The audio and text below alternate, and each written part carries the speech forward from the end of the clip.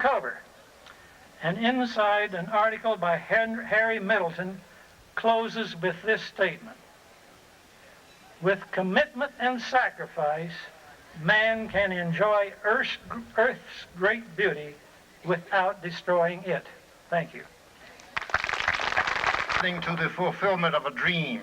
That man touched every inch of this parkway. How marvelous that 50 years later he can come back and say, I touched that, and how marvelous. We are proud of you.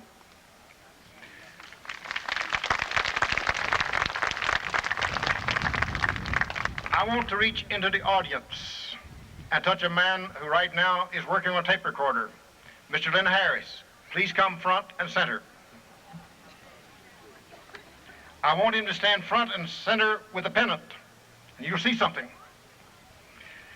In order to have a logo, there must be brains.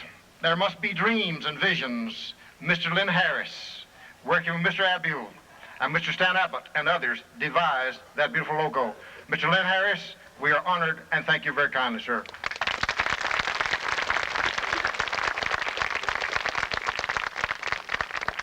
It's amazing the touches it takes, remarkable the touches it takes.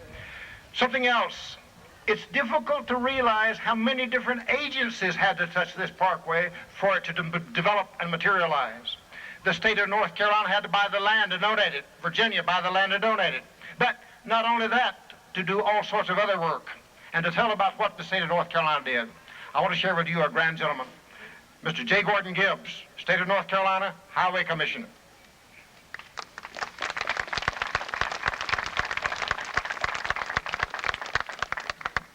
Hello, friends of the Blue Ridge Parkway. I have 5 minutes to tell you how North Carolina responded. That's according to Gary Everhart here. He thinks in 5 minutes that I can tell you how we responded to this dream. It's impossible. Do you feel as I did this morning as I came in sight of these hills again? I felt sort of like the pilgrims as they were marching into Jerusalem when they said, I will lift up mine eyes unto the hills. I love these hills. You love these hills.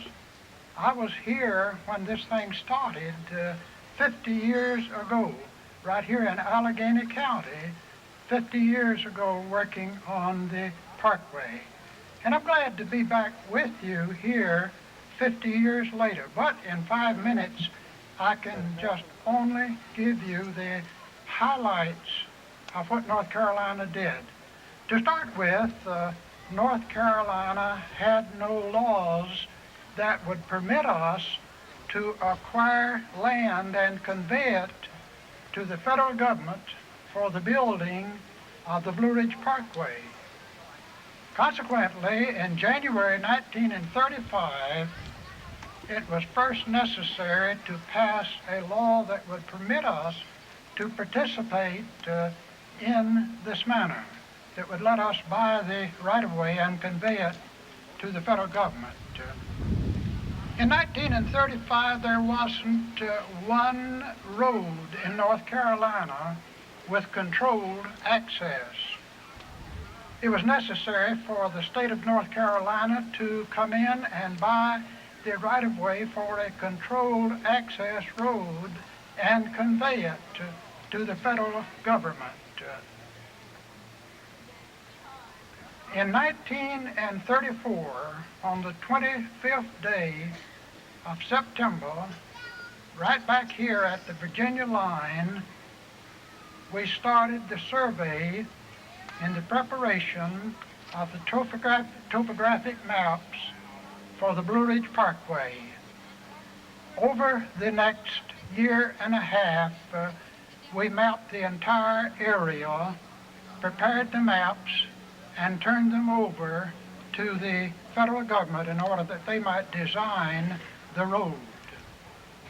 At that time, many areas of the mountains were inaccessible to us, particularly out in the area between Transylvania County and Haywood County.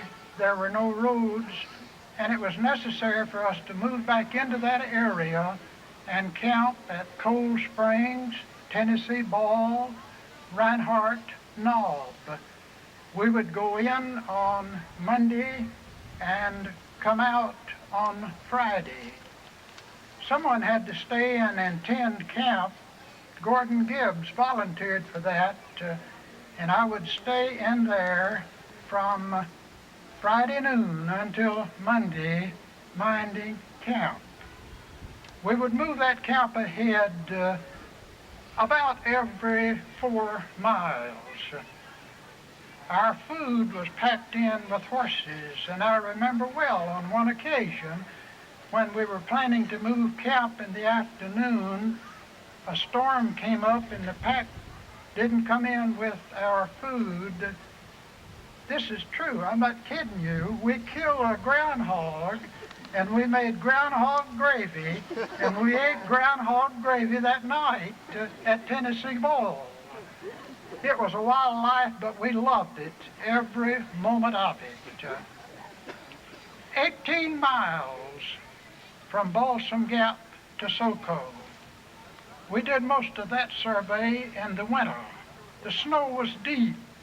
We went back in the spring of the year, rechecking the areas, and stakes that we had driven in what we thought was the ground were laying on top of the brush piles back there in that isolated area. There were places so isolated that it would take us till 11 o'clock to walk into the survey, and then we would complete our work and naturally could walk down out of the area much faster than we walked in. Also, it was necessary for us to acquire the right-of-way, as was pointed out previously, and convey that to the federal government, controlled access, which we had never acquired before. Now, I want to say right now in the beginning that these mountain people in western North Carolina are my type of people. I'm one of them. I love them. I respect them. Thank you.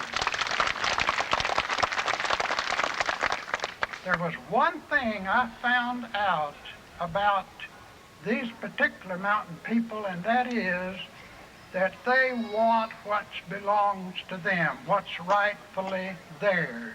As an illustration of what I'm saying, we acquired 9/100 of an acre of land from one property owner, and he demanded his $1.50 for that 9/100 of an acre.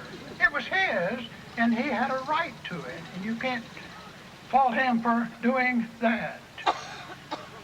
These people that were living within the bounds of the right-of-way, they're the ones that were difficult to deal with because we were destroying their homes. So the state of North Carolina devised a plan to move the houses to an area outside of the right-of-way.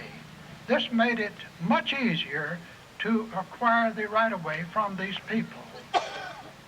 In all of this cooperation with these property owners, though, we ran into some situations that perhaps you would call amusing. I remember that when I replaced one of our, we call them claim adjusters in those days, I replaced one of the claim adjusters, and he filled me in on one of the unsettled claims. The next few days I went up the creek to visit this gentleman and saw him moving up the road with a pack on his back and a rifle strapped to his pack. I went ahead and parked the car and came back to him and introduced myself to him and told him my business. He says, "I thought I sent word to the Highway Commission that no damn claim adjusters would ever come and see me." And he started backing up. Every step he took back, I stepped one step with him. Within 3 weeks' time, I was eating pie with him in his kitchen. We became friends. I settled his claim with him, took his check to deliver, and he says, no, you ain't giving me no check. I've got to have the cash. So I took him and his wife, and we went down to the bank in Spruce Pine, and he had the check cashed, and he put the money in his pocket and went his merry way. He was exercising his right of possession of his property, and you can't blame him for that. This would be amusing to you also. There was another situation where we were acquiring